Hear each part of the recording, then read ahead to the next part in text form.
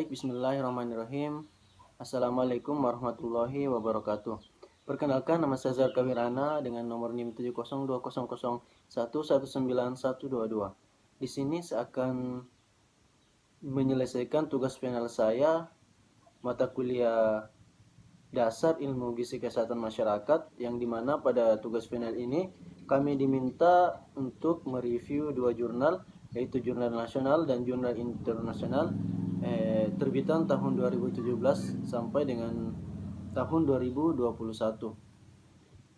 Langsung saja, yang pertama yang saya akan review adalah jurnal nasional, yang dimana jurnal ini berjudul Pengaruh Pendidikan Gizi Terhadap Pengetahuan Praktik Gizi Seimbang dan Status Gizi pada Anak Sekolah Dasar. Jurnal ini adalah The Indonesian Journal of Nutrition atau Jurnal Gizi Indonesia, yang dimana terbit pada tahun 2017 oleh Hedina Irmani dan Tiurma Sinaga. Jurnal ini terdiri dari pendahuluan, kemudian ada metode dan bahan, ada hasil, dan ada pembahasan, dan juga yang terakhir ada kesimpulan. Yang pertama saya akan review adalah pendahuluan, di mana di jurnal ini dijelaskan bahwa keberhasilan pembangunan itu sangat ditentukan oleh sumber daya manusianya. Sumber daya manusia yang berkualitas tentunya seperti mempunyai fisik yang unggul, mempunyai mental yang baik, tentunya mempunyai prestasi yang baik pula. Ya, nah di sini dikatakan bahwa pembinaan sumber daya manusia itu dilakukan sejak dini. Baiknya dilakukan sejak dini, karena di sana terjadi pembentukan mental, terjadi pembentukan fisik, dan juga terjadi pertumbuhan emosional. Kemudian di sini dijelaskan bahwa anak usia sekolah di Indonesia itu mempunyai masalah gizi yang cukup kompleks, dan peneliti di sini berfokus pada satu daerah di salah satu provinsi yang ada di Indonesia, yaitu di Kalimantan Selatan, di mana dijelaskan di sini bahwa salah satu daerah di Kalimantan Selatan, tepatnya di Balangan itu, gizi anaknya itu kurang baik, atau masalah gizi di sana itu terbilang masih sangat tinggi, yaitu penyebabnya itu karena konsumsi pangan yang belum sesuai dengan pedoman gizi seimbang. Kemudian dijelaskan bahwa pedoman gizi seimbang itu menganjurkan 4 pilar terkait perilaku gizi diterapkan di setiap hari kita. Yang pertama itu ada konsumsi pangan yang baik, yang kedua ada PHBS atau perilaku hidup bersih dan sehat, yang ketiga ada melakukan aktivitas fisik, dan yang keempat adalah mempertahankan berat badan normal. Kemudian selanjutnya, di negara maju PGS ini atau pedoman gizi seimbang ini menjadi prioritas utama.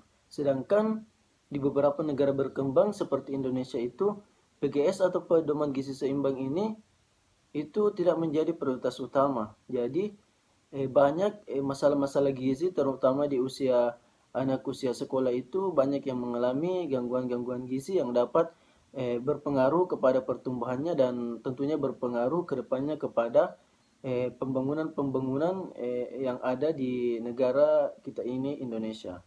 Kemudian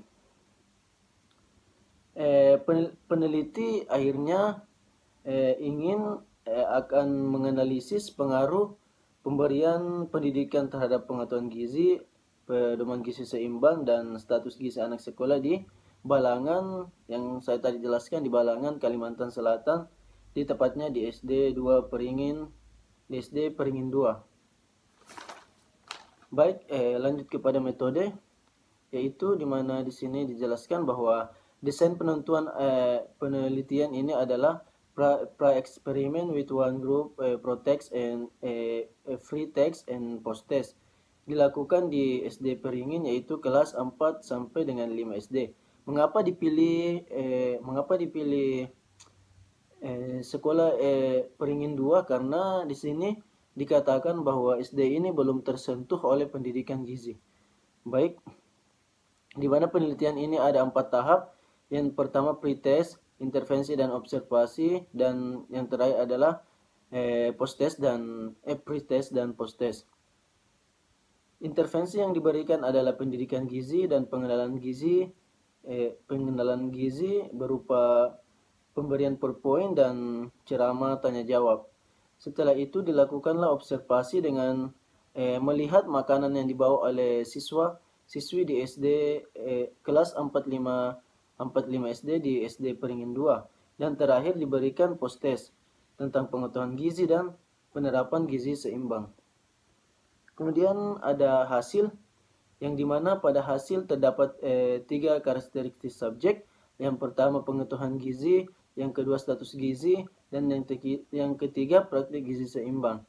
Pada pengetahuan gizi didapatkan hasil yaitu pada post-test 1 itu terjadi peningkatan nilai pengetahuan dibanding dengan free test yang tadinya masih kurang, pengetahuannya masih kurang dibandingkan dengan pos 1 yang telah diberikan setelah diberikan edukasi pendidikan gizi. Maka pada pos 1 terjadi peningkatan nilai pengetahuan gizi sebesar 9,9 angka setelah diberikan pengetahuan gizi. Dan setelah 1 bulan selanjutnya terjadi penurunan nilai pengetahuan gizi sebesar 5,9 angka dibandingkan dengan pos tes 1. Jadi di pos tes 1 itu ketika dibandingkan sebelumnya dengan sebelum diberikan edukasi, diberikan pendidikan gizi, itu meningkat 19,9 angka, dan setelah dilakukan pos tes 2 itu dibandingkan dengan hasil dari pos tes 1 maka turun 5,9 angka. Maka disimpulkan bahwa pengetahuan gizi yang diberikan hanya 1 kali sebulan itu tidak dapat mempertahankan pengetahuan gizi selama 1 bulan. Kemudian pada karakteristik subjek kedua yaitu pada praktik gizi seimbang didapatkan hasil bahwa subjek yang membawa makanan yang termasuk kategori cukup jumlahnya meningkat. Di sini di praktek gizi seimbang itu ada 2 kategori, ada yang kategori cukup dan ada yang kategori kurang. Yang dimana pada kategori cukup ini dia dia menerapkan praktek gizi seimbang, dan dikatakan di sini pada praktek gizi seimbang didapatkan hasil bahwa subjek yang membawa makanan yang termasuk kategori cukup jumlahnya meningkat. Setelah diberikan intervensi observasi 1, pada observasi kedua terjadi penurunan kategori cukup. Di sini pada observasi kedua terjadi penurunan kategori cukup. Minggu ketiga dan minggu keempat itu kembali yang berkategori cukup itu kembali meningkat. Baik, selanjutnya pada karakteristik subjek ketiga yaitu status gizi. Yaitu status gizi yang dimana pada bagian ini yang dinilai itu hasil berat badan dan tinggi badan sebulan sesudah intervensi. Baik, di sini dijelaskan pada status gizi ini pada bagian ini hasil berat badan dan tinggi badan sebelum dan sesudah intervensi mengalami perubahan dan mempengaruhi status gizi subjek. Di sini ada 65,6% subjek memiliki status gizi normal dan 1,6 sangat kurus, yang sangat kurang, yang artinya dia tidak memiliki status gizi normal sebelum intervensi. Kemudian setelah intervensi 1 bulan setelahnya ini subjeknya yang memiliki gizi normal itu meningkat menjadi 72,1%. Baik, selanjutnya ada pembahasan. Pada pembahasan dijelaskan di karakteristik subjek pertama, karakteristik subjek pertama potongan gizi itu pada seperti yang saya jelaskan tadi, pada sebelum diberikan pendidikan gizi itu hasil free testnya itu banyak yang kurang mencukupi. Tapi setelah diberikan pendidikan, setelah diberikan edukasi, maka hasilnya meningkat dibuktikan pada post test 1, dan terjadi penurunan pada post test 2 karena disebabkan karena banyak faktor. faktor, ada yang dikatakan faktor internal dan ada faktor eksternal, dan ada juga faktor-faktor yang lain. Faktor internal misalnya seperti dalam eh, semua siswa itu berbeda-beda dalam menangkap sebuah pelajaran, dan memorinya itu berbeda-beda dalam mempertahankan suatu pelajaran. Dan contoh dari pengaruh-pengaruh eksternal seperti kebisingan saat mengikuti ujian dan lain sebagainya. Begitupun dengan praktek gizi seimbang. Pada minggu pertama setelah dilakukan pendidikan, maka terjadi peningkatan siswa yang masuk dalam kategori cukup membawa mempraktekkan gizi seimbang. Kemudian minggu 2 itu terjadi penurunan. Ini disebabkan karena kurangnya tidak adanya lagi semangat yang diberikan oleh siswa kelas 4 dan kelas 5 SD ini khususnya untuk untuk mempraktekkan gizi seimbang. Maka perlu diberikan semangat kembali untuk meningkatkan semangatnya agar kembali menerapkan praktek gizi seimbang. Kemudian sama halnya dengan karakteristik ketiga, yaitu status gizi, yang dimana di sini juga terjadi perubahan walaupun tidak signifikan, tapi ini membuat perubahan setelah diberikan edukasi dan diberikan pendidikan. Akhirnya yang tadinya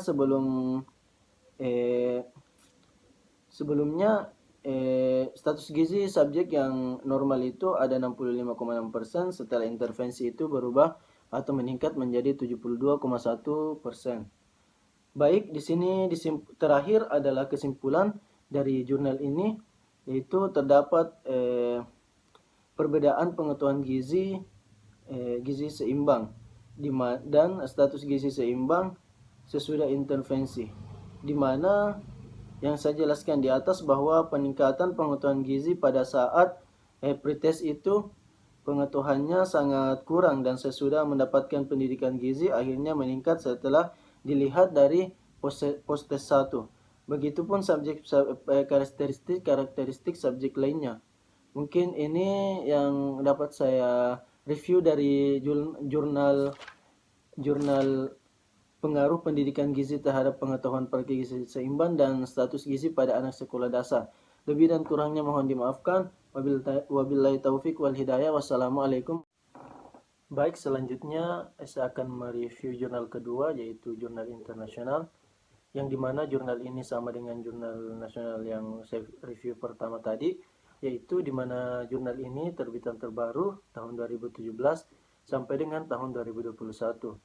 Langsung saja, jurnal yang saya akan review ini berjudul Impact of Nutrition and Exercise on Education and Health of Youth, yaitu dampak gizi dan olahraga terhadap pendidikan remaja. Jurnal ini terbit pada tahun 2020. Jurnal ini terdiri dari pendahuluan, metode studi, hasil diskusi, dan juga kesimpulan.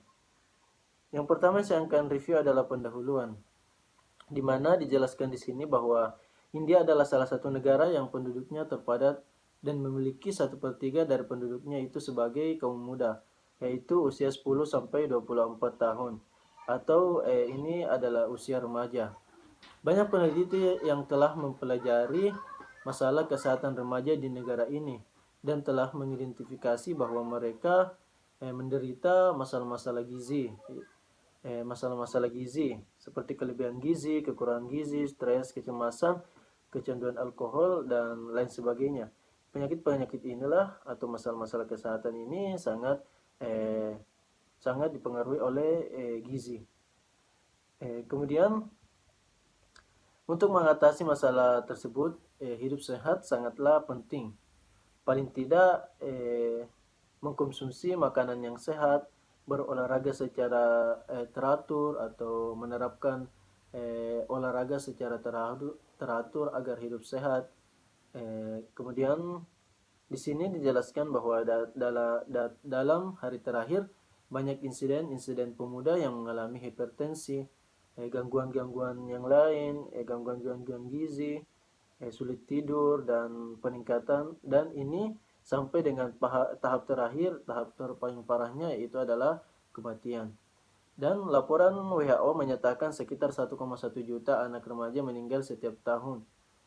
Dan kemudian peneliti di sini akan melakukan survei yang dimana dilakukan di mana data yang dikumpulkan dari 50 pemuda antar kelompok usia 16 sampai dengan 22 tahun. Dan data dianalisis dalam hal kebiasaan makan yang sehat, kebiasaan berolahraganya, dan tentunya prestasinya, prestasi akademiknya. Selanjutnya masuk kepada metode studi dalam penelitian ini. Survei yang dilakukan dengan menyiapkan kuesioner yang terdiri dari variabel-variabel seperti usia, seperti jenis kelamin, seperti jumlah makanan per hari, apa mereka sarapan atau melewatkannya, keterlibatan dalam kegiatan berhubungan dengan olahraga, dan lain sebagainya. Ini tentunya semua ini dilakukan untuk mensurvei bagaimana apa yang dilakukan oleh siswa-siswa usia remaja yang ada di sana. Dan kita masuk kepada hasil dan diskusi yang dimana data yang diperoleh dari orang digunakan dianalisis untuk mean, median, modus rentan, varian, standar deviasi, mean deviasi, koefisien variasi, dan presentasi mean deviasi. Kemudian semua sampel awalnya dianalisis diikuti dengan analisis anak perempuan dan laki-laki secara terpisah. Dari rata jumlah makanan per hari, di sini dijelaskan bahwa anak perempuan memiliki nilai rata yang lebih rendah dibandingkan dengan anak laki-laki yang menunjukkan penurunan jumlah makan per hari. Sedangkan nilai rata-rata untuk waktu duduk dan waktu tidur untuk anak perempuan lebih sedikit daripada anak laki-laki, yang menunjukkan bahwa mereka sedikit aktif dibandingkan anak laki-laki. Dan juga di sini dikatakan bahwa perempuan tidur lebih sedikit daripada anak laki-laki, yang menunjukkan kesehatan yang baik. Nilai rata-rata untuk anak perempuan mengenai waktu bangun menunjukkan bahwa anak perempuan bangun lebih awal daripada anak laki-laki. Baik, di sini ditarik kesimpulan bahwa tentunya status gizi, tentunya olahraga yang teratur, kebiasaan-kebiasaan baik terkait dengan kesehatan itu sangat berpengaruh bagi kehidupan kita. Seperti yang dijelaskan tadi bahwa mengkonsumsi makanan yang sehat, berolahraga yang teratur itu berpengaruh kepada contohnya itu kepada prestasi akademik kita di perkuliahan atau persekolahan atau sekolah atau dimanapun kita berada ketika apa yang kita konsumsi itu adalah hal-hal yang sehat, kemudian dibarengi dengan olahraga yang teratur, maka ini dapat berpengaruh baik kepada kita. Dan tentunya ini adalah upaya-upaya yang kita bisa lakukan untuk mempertahankan hidup kita tetap dalam keadaan sehat. Mungkin inilah review jurnal kedua terkait dengan jurnal saya yang saya sempat review, dan juga sekaligus menutup review jurnal pertama dan review jurnal kedua saya. Apabila ada kata yang salah, tentunya ini adalah menjadi pelajaran untuk saya, dan saya berharap saya akan lebih baik ke depannya dalam melakukan proses perkuliahan ini. Sekian yang dapat saya sampaikan, lebih dan kurangnya mohon dimaafkan. Wabillahi taufik wal hidayah. Wassalamualaikum.